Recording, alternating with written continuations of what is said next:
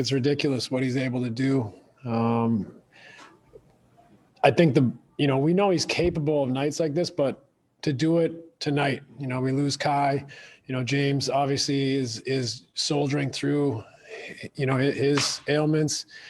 We're down bodies, we're wounded, and for him to have the toughness, the mentality, that's what makes him one of the all-time greats. And so this was a performance that, a signature performance, for Kevin, and it was beautiful to watch.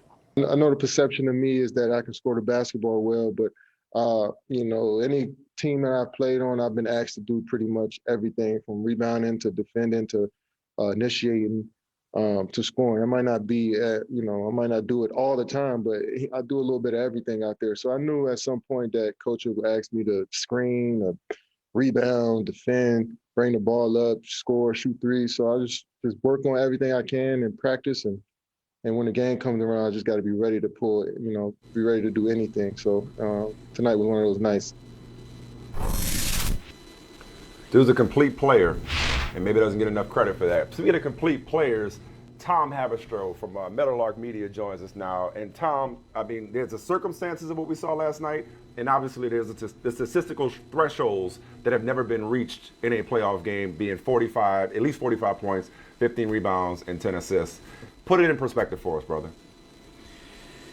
Yeah, statistically, this is the best postseason game of the last, 40 years beyond the first round. Statistically, we have not seen anything like this after the first round. This is a huge game. The stakes of a 2-2 tie in the series against the Milwaukee Bucks, and he puts up 49, 17, and 10, 3 steals, 2 blocks, super efficient with the shot, and also closing it out with incredible shot-making clutch play down the stretch. So statistically, we just haven't seen a guy fill up the box score like this late in the season with this same sort of efficiency. His game score, which is essentially a rating of your box score stats in one game, his game score was 50.4, which is the highest we have seen since, anything outside of the first round. We haven't seen it since 1983 when these stats were tracked full scale. So Kevin Durant his game score is actually better than Michael Jordan's best in the postseason, better than LeBron James's best. It's essentially unmatched beyond the first round. And look, there's Charles Barkley's had some amazing games. Michael Jordan. Damian Lillard just did. 3. Damian Lillard dropped 50 plus in a double overtime game against the Nuggets. But in terms of 48 minutes, he played all 48 minutes with the efficiency, with the rebounds and the playmaking and the defense. What he did was statistically unmatched. And I think when you talk about Kevin Durant, he said it. He does everything. There's only a couple players in NBA history who do everything. It's LeBron, it's Oscar, it's Magic, but I don't think Magic's bringing the defense that KD brought last night. All right. You know what? I'm wondering, yesterday we had the opinionated 7-footers on, Brendan Haywood and Ryan Hollins. And one of the things Haywood said was, look, the series, they're lucky that they're healthy, Milwaukee. This is at 2-2, his perspective. At 2-2, they're lucky that they're healthy because they have not done a great job coaching. That Mike Budenholzer has done a horrible job of just taking advantage of situations. So I know as great as Kevin Durant was last night and has been throughout the series, do you think coaching contributes to this at all, whether it's not putting Giannis on Durant or allowing Giannis to take threes? Do you see any coaching deficiencies in this series? Yeah, a lot of coaching deficiencies. The first thing is, how are you not double teaming that dude? Kevin Durant doesn't have anybody else who can score at will. It's all about trying to stop KD, and they did not double team him. They trusted PJ Tucker with those assignments, and they didn't trust Giannis Antetokounmpo. I actually don't think that's a good idea, putting Giannis on him. Giannis is a really good help defender, anchor, rim protector, but I don't think it's smart to put him on KD and gas him for the other end of the floor. You got PJ Tucker, throw some double teams at him, and force the ball out of his hands. Because, look, Jeff Green is not going to shoot 7 for 8 from downtown. Holiday's a great on-ball defender. Throw him on there and have a double team of Chris Middleton. Whatever it is, get it out of KD's hands. They didn't double team it at all last night. And so when you talk about deficiencies, there's one right there. Secondly, Drew Holiday and Chris Middleton got to go at James Harden. They got to put the ball on the deck. They are not, Kyrie Irving out there. They don't have the dribbling skills like they do. But you have to be able to take advantage of James Harden and his inability to move. He barely got into the three-point arc on offense, and defensively, it was almost impossible for him to move laterally. And that's why in that possession against Giannis, when he's saying, "No, I got this. I got Giannis," because he's in the post-up. He's not having to move laterally with Giannis. And so I think they have to target James Harden a lot more. And look, in the player empowerment era, it's hard to disseminate which is Giannis and which is the coach, because maybe Giannis is the one that wants to play like KD, dribble it out to half court, go one-on-one against Blake or Jeff Green or whoever it is, and act like he's a Luka or a KD or a Kawhi Something Leonard. that he's not. That's not him, Yeah. Mike. That's not him. And so someone No. needs to shake Giannis and say, that's not you. We can't get that from you. You're Shaq. Stop trying to be KD. You're not going to be KD at his game. And that's going to fall on the coach. That's going to fall on the organization. But in this player empowerment era, we can't just say this is a one-way street, right? The players need to own up to Right. this too. And Giannis probably wants to be that's that real guy, talk. and he's not that guy. No, that's real talk.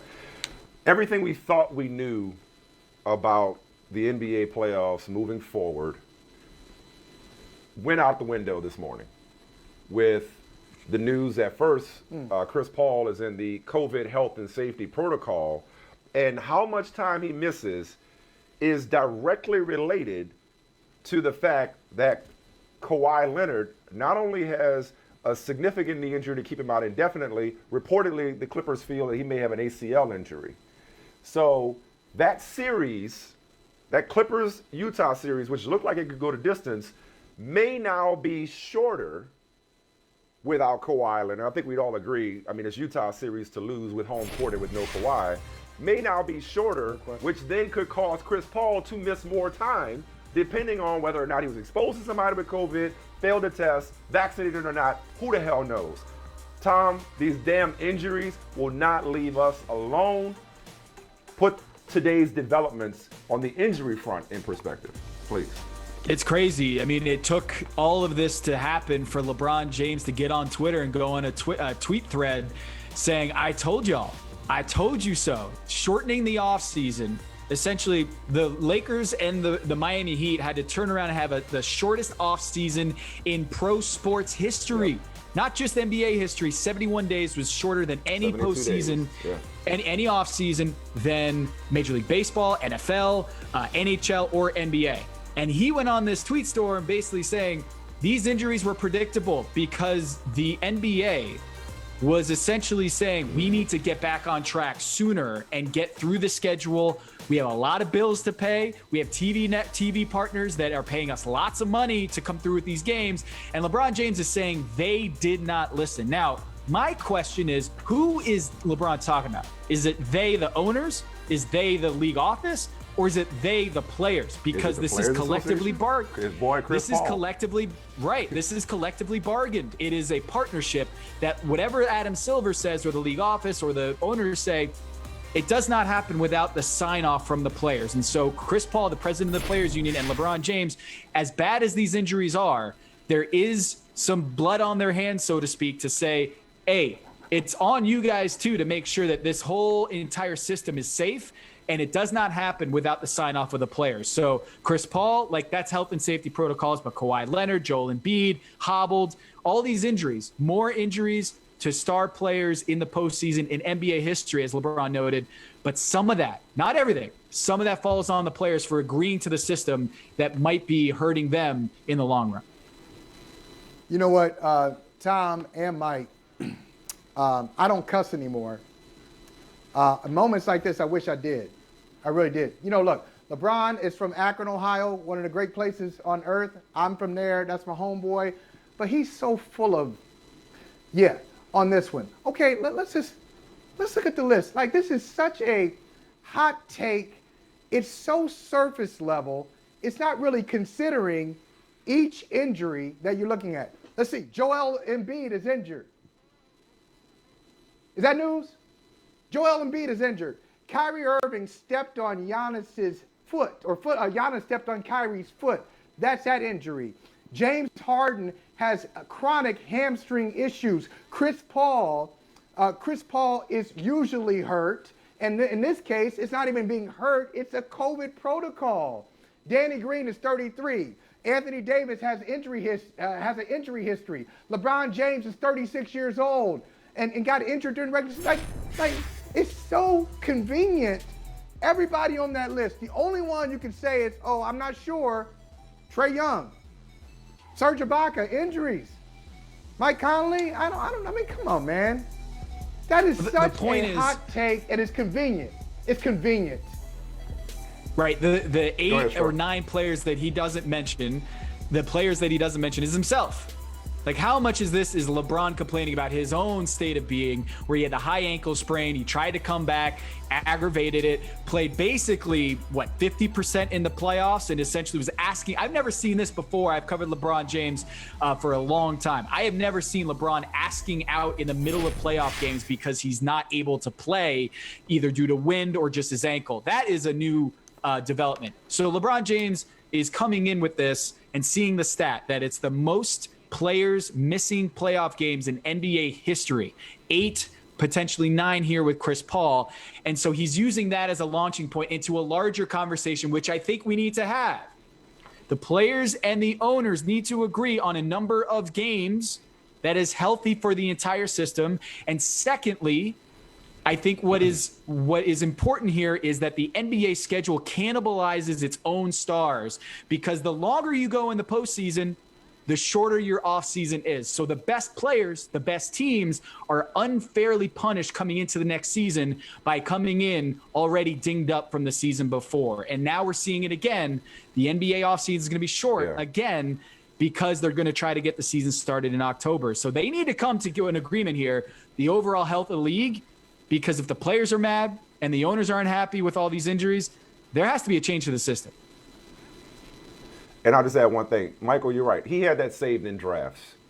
I appreciate your pushback on it, because he had that saved in drafts. And remember, this is an I told you so. He's felt like this from the beginning. And it's whether it's confirmation bias, whether it's facts to suit theories, whatever it is, keep in mind, he's not being a prisoner of the moment. This was a trend all year long.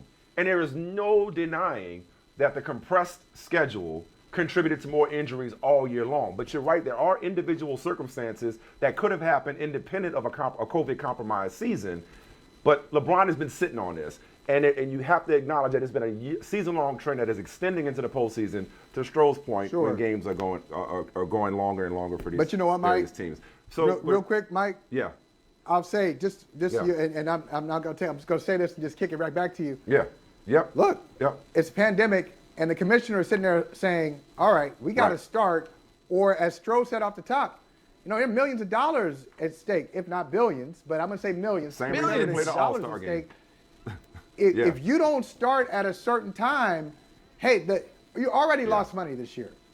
You already lost money. You're going to lose a ton of money and really compromise a lot of critical things for the lifeblood of the league if you don't start. So you're really in a tough position. You have to start. There was never going to be a perfect solution, because obviously none of this was anybody's fault. It really came down to COVID.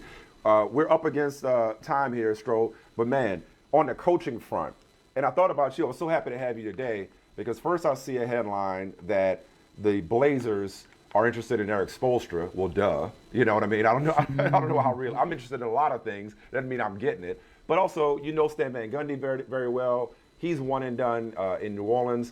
Zion Williamson's about to have his 3rd coach in 3 seasons, which is just crazy to think about. Scott Brooks out in D.C. After all they endured with COVID, they go to the playoffs. They can't come to an agreement. Give us your quick take on just the vacancies, the coaching carousel, and the developments that may be still to come.